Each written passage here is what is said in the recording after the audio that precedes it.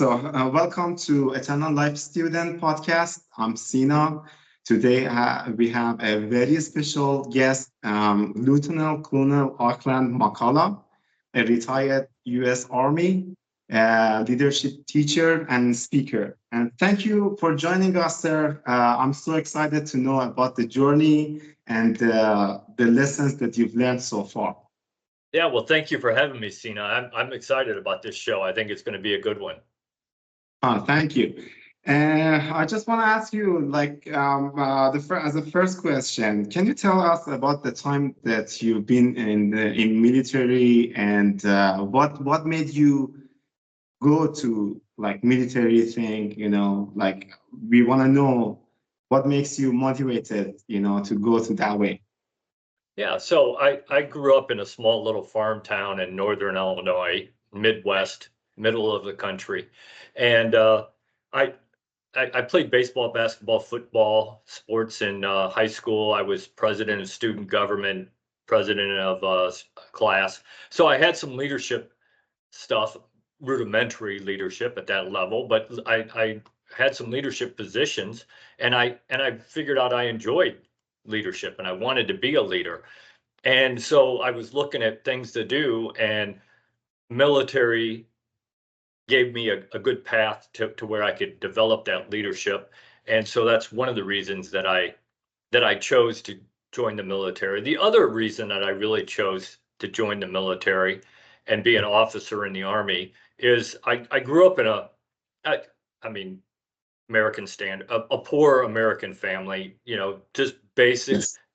not well off, but my parents provided, but not anything special. And my father never finished the 8th grade. My mother never finished the 10th grade.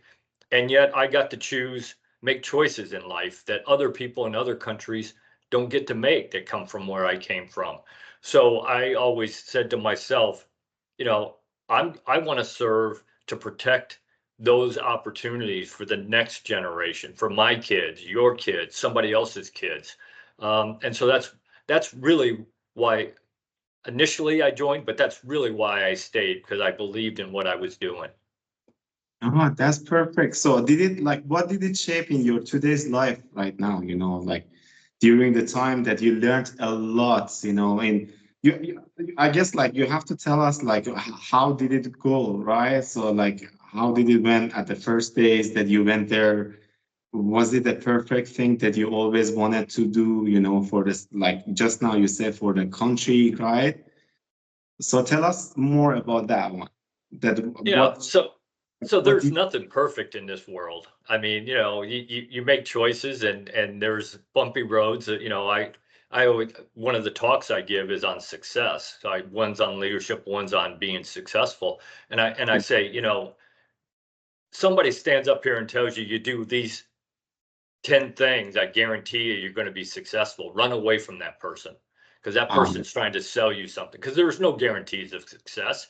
And your road isn't from where you start to success to where you end up. It's got peaks and valleys. You're going to run into bad times, and you just got to have that dedication, that winning attitude that I'm going to succeed.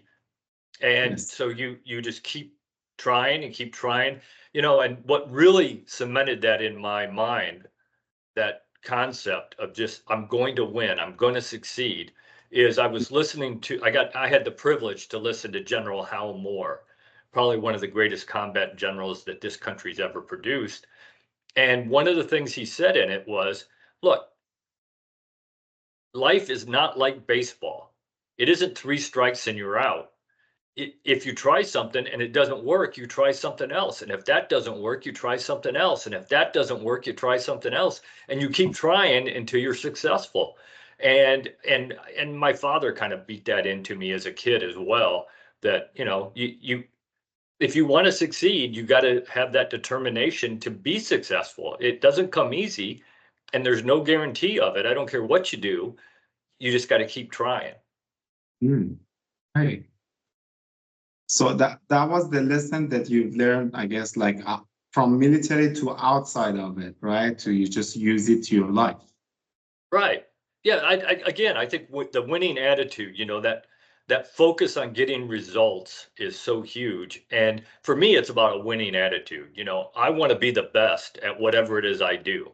I don't care if I'm sweeping floors. I want to be the best floor sweeper there is. I mean, you know, and again, my father kind of drilled that into me as a kid.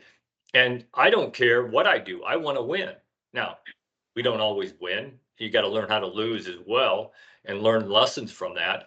But I want to win. I don't care if I'm playing a card game with my 11-year-old granddaughter. I want to win. You know, everything I do, I want to be the winner at it. I want to be the best at it. And growing up, my father had this, he used to call it the 75% rule. And he said, son, if you can't do something better than 75% of the people doing it, then you need to do one of two things. Figure out how to get better at it, or go do something else, because obviously it doesn't matter to you. And I lived by that rule my entire life, and I tried to pass it on to my kids, and I'm trying to pass it on to my grandkids, because I believe that's true. Now, are you going to be better than 75% of the people doing it when you start? Probably not in most cases.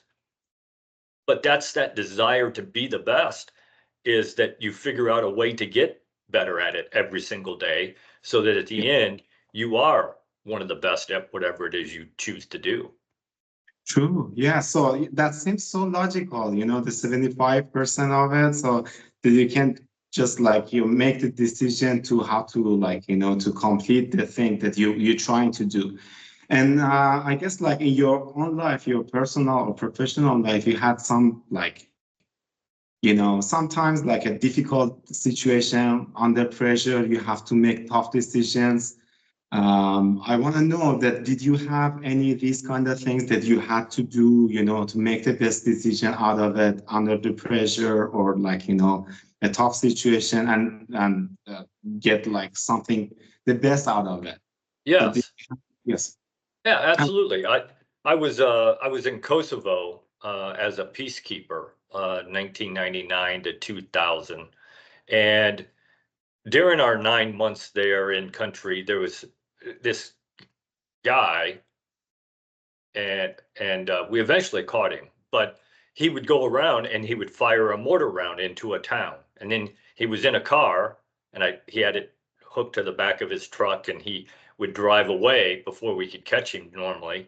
And one day he attacked this Serb town um, in our sector, and so we had to react to it. So I got my quick reaction force there to help the people in the town. But then I also realized, okay, I've also got to secure the area to protect my guys who are doing what they're doing. And then I had to have somebody out hunting for this maniac that was killing people at random. And so I had three different things going on, and I realized I couldn't control all of them. And I think that's one of the lessons you got to learn as a leader, is that you train the people that you have to lead, that you have the privilege to lead. You train them to a standard so you know they can do the things you're going to ask them to do. Yes. Then in those situations when everything is chaotic and you're being pulled in a bunch of different directions, you put out some quick instructions, quick orders, instructions, whatever you want to call it, to the people to get them started doing the things that need to be done on the ground. And then you as the leader, you have to take a step back. You take a step back and say, okay, my guys and gals are handling this situation. What else could happen that I'm not seeing? What else could happen that's going to influence this situation that I'm not seeing at this moment? And you got to look out there and try to figure out what other things could happen and what you're going to do if those kinds of things happen. And so that has always that situation, and that was one of the many situations I've been in, but that situation really made me understand that it really was trusting the people that you have the privilege to lead. Train them to a standard so you know they can do what you're going to ask them to do. Tell them what you want done, and then let them do it. Doesn't mean you wash your hands of it, but you let them handle it, because they're on the ground. They're the ones that see what's going on. Yes. And I think that's applicable in business world just as much as it is in the military. You know, you're always going to have chaos. Something happens. that you don't have any control over, and you're going to have to react to that. And if you've trained the people in your organization well, then you can pick the people that are going to handle the things that are going on. And you, again, you can take that step back and say, okay, what else could happen? What other resources do I need to engage in this problem? And you're kind of the director while you let Yeah. them handle what's going on. Oh, that's perfect. Thank you. And do you have any tip, like, at the first, like, how do you call it, like human wise or psychology wise? What do we do at first? If something like all of a sudden happened, we have to make a tough decision as a leader. Okay, so everybody's looking at you. It's supposed to be like like a death or alive situation like that. What is the first thing that we have to do to just control everything before any action? Yeah, well, I think number one, you have to remain calm as the leader, because the people you're leading are going to take their cue from you. If you panic, everybody's panicking. I promise. If you stay calm, then everybody will stay calm. So the first thing you got to do is stay calm. Just look at the situation, figure out what is the priority, what needs to be handled first. Get somebody working on that. Then again, take a step back, see what else needs to be handled, assign people to handle those. And in my career, I had my hand in commissioning over 600 lieutenants, leaders for the Army. Wow. And what I used to tell them was, look, when you're in these situations, you can make all the right decisions and do everything right, and bad things still might happen. That's life. I mean, Like trust yourself first. that's right. And so understand that that's going to happen sometimes. And again, keep that getting results attitude. And if that happens, if a bad thing happens, then figure out what you got to do to fix that. But I think you got to be calm, you got to be decisive, and you have to be very clear in your communication. That old adage that if it can be misunderstood, it will be, is absolutely correct. And especially in times of chaos, when everybody is running around trying to figure out what to do, you need to be very clear, concise, and easily understood when you communicate what you want done. And if you do those three things, I think you're on a pretty good path to fix whatever bad thing is happening with, and again, it it doesn't matter if it's in the military, if it's in the business world, whatever your profession, you're going to run into those things. So just remember, the other thing I always used to say is, because again, bad things happen. You got to look out, see what's coming. The enemy always has a say, and the enemy can actually, in the military, can actually be somebody who's trying to kill you, or in the business world, it can be your competitor. It can be time. It can be resources. Whatever the enemy is, it always has a say in any decision you make. So just make sure that you always thinking about what's coming next. What if that didn't work? What if that doesn't work? What do I do next? And always have that plan B and plan C in your head. Yes. And how about, like, what do you think of like keeping a line of it? Like, for example, for those who are in military or in business, okay, so they have a line. For example, for military people, they say like, I want to do like be at service to my people. Okay, so for a business, they say like, I'm trying to make a change in, for example, technology. I want to make a change in spaceship or things like that. Okay, so something huge. So do you think keeping the line is a good thing to just like, being very strategic, right? So making better decisions if we think of or remember why we started to do it, or Yeah. like what is the goal? Yeah, I absolutely, I think so. I tell business guys all the time when I talk to them, I said, the first thing you have to ask yourself, and you have to understand and be honest with yourself, why did I start this business? Why did I do this to begin with? And hopefully it wasn't just for money. Now I got it. We all got to have money. I'm not naive. But I hope that wasn't why you actually started it. I hope it was because you wanted to help people or help the society or whatever. Because again, selfless service is a key to me. I believe that's the key to leadership.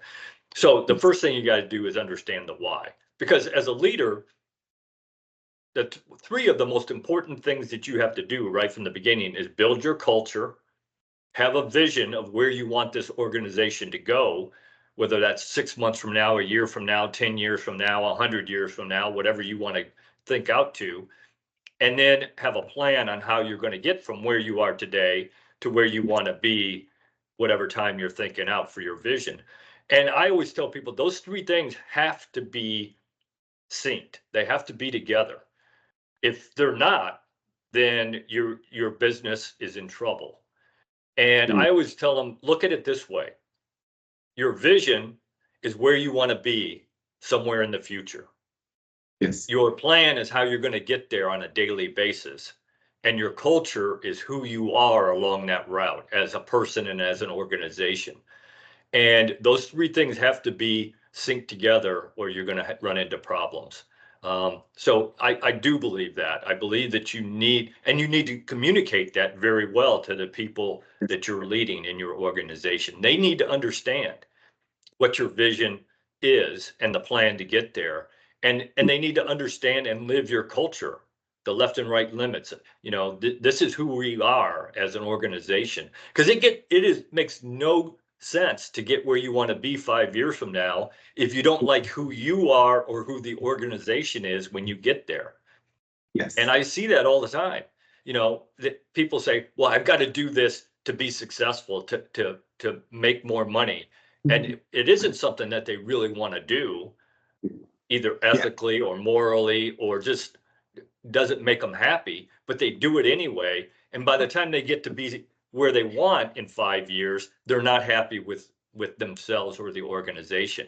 And to me, that's horrible. I can't imagine living life that way. Oh, perfect.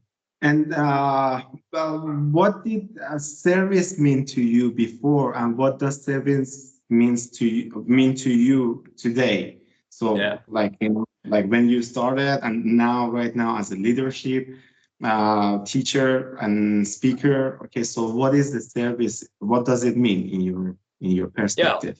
I was really lucky. I was introduced to selfless service as a leader in high school. I had two mentors in high school that really emphasized that part of leadership. And it was my high school history teacher, who I stayed in contact with my entire life until he died about 18 months ago, Mr. Charles Schindler. And then my high school basketball coach, who I still stay in contact with today, Coach Terry Nidzwicki. And they were that type that they understood that it wasn't just about teaching you history or putting together a great basketball team. It was about helping to produce good young men and women who were going to be good fathers, good mothers, good husbands, good wives, productive members of society. And I don't care what your problem was. If you had a problem, you could go into their office, sit down, and they would talk to you and help you along that path to help solve that problem. And so I got introduced to that type of service early on. And then I had a couple of great servant leaders in the Army that really, again, cemented that to me, that was the right path to go. And so I believed in that all my time in the Army, that again, those 600 lieutenants that I helped create, I always told them, look, leadership is not about you. Yes. But yet it's all about you. It's not about the title you get or the privileges you get, or that you're going to get better pay and live in a nicer house and drive a nicer car. Look, leaders get those things, good. But if that's the only reason you want to be the leader, please go do something else, because you're not going to be a good one. It's all about you and how you empower and treat the people that you have the privilege to lead. And it is a privilege to be the leader. And how you run your organization. That is what leadership is about. I used to tell them, look, you got to take care of the people that you have the privilege to lead. And at some point, if you do that, we might talk about what you need, because it's not about you. We might talk about you if we have time. It is Yes. about those people that you have the privilege to lead. And I really do believe that. And that's when I retired from the Army, I had chances to work in corporate America for a lot more money than I ever made before. And I had absolutely no desire to do that. I worked at a food bank, again, service oriented, selfless service, taking care of other people. And I ran that food bank for 2 years. And Oh, and then now I'm out talking about leadership and, wanting to help make people better leaders in this country and in the world, because I do some international speaking. I've spoken in England. But I just turned 62 in January. wow. And I love to fish. Fishing is one of my things. No. And my buddy said to me, he said, "Oak, what are you doing? Why are you flying all over the world talking when just go fishing every day?" And I said, "I can't. I look at it as my responsibility to pass on some of these lessons that I've learned and this wealth of knowledge that I've learned over the last 40 years to this next generation of leaders, because we are going to reap what we sow. I promise you. And if we don't do a good job teaching, coaching, training, developing the next generation of leaders, then we deserve everything we get when they take over. And they are going to take over, because I don't care how much you love what you do and how good you are at it. At some point, you are leaving the position you're in. And if Yeah. you are not creating the people that you want to take that position, shame on you. Yes, that's very smart. Thank you so much. And do you have any tip like for leaders that they can like, as you say, like they can balance discipline and creativity together? Oh, yeah. Yeah, absolutely. I had a boss who retired a 4-star general. So obviously much smarter than me. Mhm. And one day he told me, he said, "Oak, leadership is on a scale." He said, "On this end of the scale, you have Attila the Hun, and on this end of the scale, you have your micromanaging, very directive, um, do it as I tell you to do leader." He said, and Yes. nobody likes to work for that person. It's horrible. He said, on the other end of the scale, you have Attila the Hun in chaos. He said, and you controlled chaos, but chaos. And he said, and you want to be as far down that scale toward chaos as you feel comfortable. He said, because that's where creativity happens. He Mhm. said that under that micromanaging authoritarian leader, there is no creativity. They're just going to sit there and wait for you to tell them what to do, when to do, how to do it. They're not going to think for themselves. They're not going to come up with good ideas. Why? You're going to tell them what to do, and you're going to make them do it the way you want to do it. So why would they be creative? On the other end of the scale, where chaos happens, that's where creativity happens. That's where you're using other people's skills, other people's knowledge, other people's ability. And the way you get to that end of the scale is really simple. You develop a culture that everybody lives within, so you know that they're going to make good decisions. You train them to a standard, so you know they can do the things you're asking them to do. Yes. You give them the resources that they need to make whatever it is you're asking them to do happen: time, money, people, equipment, whatever. Then you give them the authority to make decisions at their level. They don't have to ask you. Again, you trained them, you should trust them. They can make decisions to make what you're asking them to do happen on the ground. And then you get out of their way and you let them do it their way. That, again, doesn't mean you wash your hands of it. You're still there for advice, for, additional resources, uh, any of that kind of stuff, but you let them do it the way they would do it. Will they do it the same way you would have done it? Probably not, but who cares? The analogy I always use is this: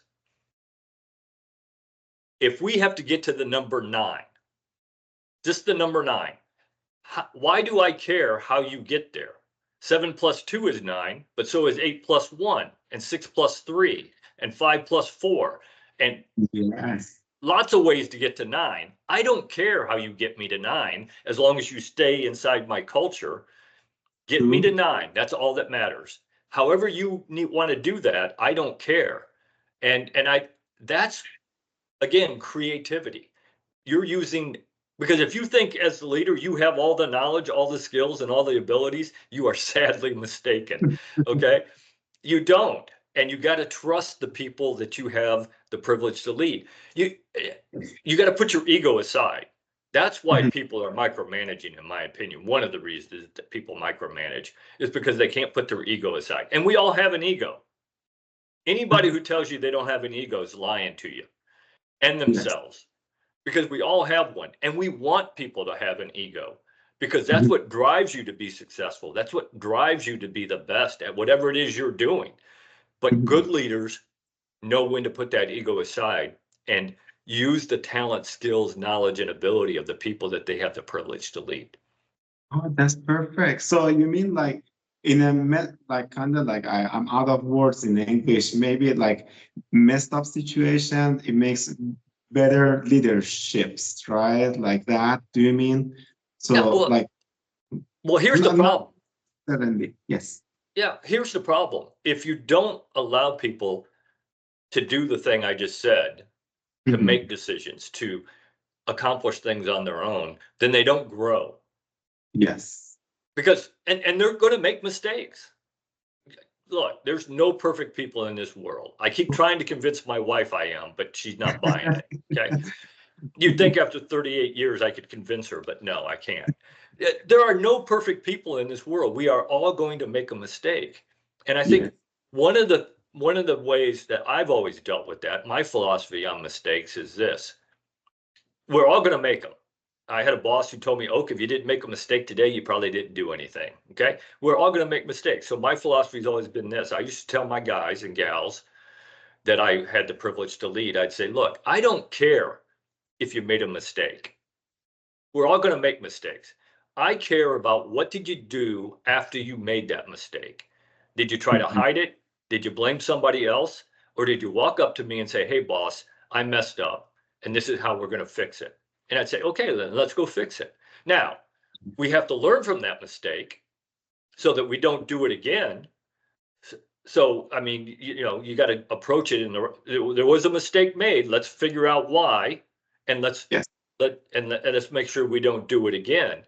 But shouldn't be blame attached to, unless it was purposely illegal, immoral, unlawful decision Mhm. they made. Okay, then I got Yeah. it. But if it was a true mistake, because that's not a mistake. If it was a true mistake, then let's admit it, let's fix it, and let's learn from it so that we can move on. Yeah, so the first thing that is important, I guess, in my mind, and as you said just now, is just the acceptance, that you accept that you made a mistake, and then you go to the next levels. This is the first thing, and I tell to my team too, like if you make any mistake, just tell me without any judgment, because I want to make them more brave, to tell me everything. Because sometimes when we do the reaction, as a leader, when we make them like, be scared of us, they won't share things with That's us, right. right? Yeah. So we have to balance. Do you know how to, I mean, like how we balance these things, that we show our charisma, we show our strengths to the team. Meanwhile, that we are compromising, if I'm not mistaken, with the word. Like you do it like, that's okay. Like let's find a mistake like that. So you bring up a great point. If you want to stop the messenger from coming to tell you that they created a mistake, kill the messenger. Kill one messenger and nobody's ever coming again. Yeah. And when I say kill, I mean you Yeah, destroy their career, fire them, whatever. The minute yes. you do that, it's done. Nobody's ever coming to you again with a mistake or a problem or anything like that. So you have to be approachable. You have to have that relationship. And the way you do that, one of my ways that I've always done that is you get to know people. Because look, leadership is about people and trust. End of True. story, period. I don't care Yeah. what profession you're in. I don't care where you learned how to lead. I don't care where you led. Leadership is about people and trust. And the only way you're going to develop trust with people is to get to know them and let them get to know you. Now you got to keep that leader-led relationship at some Yes. point. You can't cross that line, but that doesn't mean you can't get to know the people that you have the privilege to lead. And I always tell leaders, one of your goals every day, every single day, you should have the goal that I'm going to go out and find one person in my organization, and I'm going to find out one new thing about that person. Not about work, about their personal life. What's their spouse's name? What's their kid's name? What sports do their kids play? What hobbies do they have? What do they like? What don't they like? And that way you start to build some trust with that person. And Yes. here's the key. If you're asking those questions and you want answers, you got to be willing to give up some of that information as well, because trust is a two-way street. So I think if you build that relationship to where you have trust, then they understand that they can come talk to you when there's a problem. You know, General Colin Powell, who is probably one of the greatest generals our country has ever produced, he used to say, if your people stop bringing you their problems, you're no longer their leader. Because Oh, that's what leaders do, is you help fix problems, not only in the organization, but for the people in your organization. Now, you don't take ownership of their problem, the individual problem, but you help them fix that problem to make it better with advice, with resources, with whatever it is. But that's what leaders do. Leaders are problem solvers. yeah. If you don't believe that, then you're not a very good leader. Yes. So so that was it. Like the every leader, they have like their asset, as you said, their asset is the people's trust behind them, right? Without any people, without any trust, they're not gonna be named as leaders. Like nobody give them honority or credibility to take the lead of any ideology or any idea that they're like chasing, and the people also like following the leader. So that's the most important one that you mentioned. That was a really great point, that the trust is everything with the leaders. And they Yeah, well, like, I yeah, think, here's, in my opinion, leadership is a 360-degree thing. yes, So everybody will agree that the people you lead, they have to trust you. I mean, that's without that one, it doesn't matter. You can just go home, because you're not the yeah, leader if they don't trust you. I promise you. You may have the title, but you're not yeah, really the leader. But then the leader has to trust the people that they have the privilege to lead. That's how you get to that creativity part. If you don't trust them to give them a project and let them do it, then you don't have that creativity. So you yes, have to, it goes both ways. And then everybody on your team, in your organization, has to trust everybody else in your organization that they're going to do the right thing and they're going to do their job and do their part. And then the last part of that 360-degree circle is outside of your organization. If you're a businessman, the people you do business with have to trust you and you have to trust them, because no business is doing business with yours if they don't trust you, I promise you. yeah. So it really is that 360-degree circle of trust. And if any piece of that is missing, then you're in trouble. Ah, yes. And what do you think about like the leaders? For those people, they start to like dream about being a leader, right? So like they start to go school for that, for the university. Some of them, they get it by experience and on. What do you think they have to main focus on, like on the credit they build first, the trust they build first, or the connections, or the people, like the idea is great. Which one he has to start, for example, a student, he wants to listen to you, as a good start, that he has to, from what community he has to start, from where Right, do you think? right. Yeah. So to me, what I always emphasize to leaders is it starts every time. It starts with this: integrity and character. You Ah, you have to have integrity. People have to believe what you say, and you have to do what you say. And those two things have to go together. The yes. saying something and doing something. Growing up, my father used to tell me, very simple thing. And I stuck in my mind all these years. He said, son, if you say one thing and you do another, what you do is going to be believed, not what you said, what you do. So integrity and character are absolute must for leaders. You can't be a leader if you're not a person of integrity and you have character. So I think that's number one. I think number two is then you got to get out there and sit and get to know the people. Let Yes. them see you. You know, you can't. People don't want to follow somebody who sits behind a desk all day. Get out from behind your desk. I got it. Leaders have to be behind their desk sometimes because there are things that have to get done. I got that. But every opportunity you have, get out from behind your desk and go down and walk around the people that you're leading. I always used to say my leadership style is leading by walking. I just walk out there and I talk to people. Because here's the thing. If you call somebody into your office and you ask them a question and you're the leader, you will get a completely different answer than if you ask that same question down on the line where they're working. Because when you call them to your office, now they think, well, now I'm in trouble. You know, it's Yes. always that's the first thought in their mind. What did I do? Why am I being called to the office? Whereas if you're walking around talking to people, they're more at ease. And I had another boss who retired, a 3-star general, and he told me one day, he said, Oak, never, ever, ever turn down a chance to go get your own cup of coffee. He said, Wow. two things happen when you do that. He said, I don't care how high up in the organization you get, always go get your own cup of coffee. You build trust because you're showing people I'm no better than you are. I have to go get my own cup of coffee just like you do.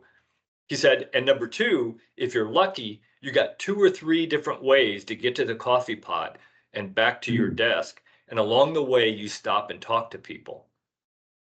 He said, that's how you build a relationship with people. And so if you have integrity and if you're a person of integrity and character and you get to know people, that's the first 2 steps. And to go along with the character, I think setting the example, you know, day in and day out, you have to set the example of what it is you expect from other people in your organization as the leader, because the culture of your organization is just a shadow of what you do, what you Yes. allow. If you're not living up to that, well, then why should they? And I believe that 100%. Yes. And yeah, thank you. That was a great tips, for those, they want to start their leadership. And I'm gonna ask you a very general question. Okay, so just like in general, what did you learn from all the experience of 62 years of life experience in being in the military and so much more, and right now as a speaker and leadership teacher? So what did you learn that you can use it, in any situation? Yeah. So I'm going to answer that with 2 different things. Number one, I'm a huge believer in reflection. Mm-hmm. I have people all the time who tell me, Oak, I learned a lot of lessons from that experience. And I said, no, you did not.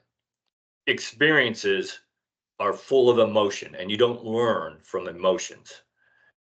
You learn from the reflection on that experience. And this is, as a leader, every time when I was in charge of an organization, after every event, we did what we called an after action review. You can call it whatever you want to call it, but we reflected on that event and we said, okay, what were we supposed to do? What did we do? And how can we get better at it? And even if you were successful, you can still get better at it. You know, couple things when you're doing reflection. You must be honest with yourself, and everybody on the team must be honest. You can't have any thin skins. Everybody, we're going to poke at you every once in a while and say, you didn't do this right, or you could have done this better. But the reflection is not to assess blame on somebody. It's to figure out how to get better. And I had a good friend. I have a good friend who was a American football coach at the college level for many years. And now he's the president of a university. And he used to tell me, oh, I approach every win and every loss the exact same way. How do I get better? How do we as a team get better? Because even if we won, that doesn't mean we can't get better. And so that kind of goes back to that. And I even add that you need to add reflection to your personal life. You know, Yes. I start my day and end my day exactly the same every single day. No matter where I am in the world, no matter what I'm doing, I start and end my day exactly the same. I start by listening to the daily mass. I read a couple of chapters of the Bible and I say my daily prayers. I don't have a whole lot of say in what goes on after that point. It's the enemy has a say, chaos happens, but at least I started off it the right way. And I end my day exactly the same way every day. I read something, whether it's an article, a blog, a chapter of the book I'm reading, whatever. I read something. I write in my journal. I've kept a personal journal for 52 years, and I write in my journal, and then I do my personal reflection for the day. What was I supposed to do? What did I do? How can I get better at it tomorrow? That's how you get better every single day. And I promise you, if you add personal reflection to your life, it will change your life.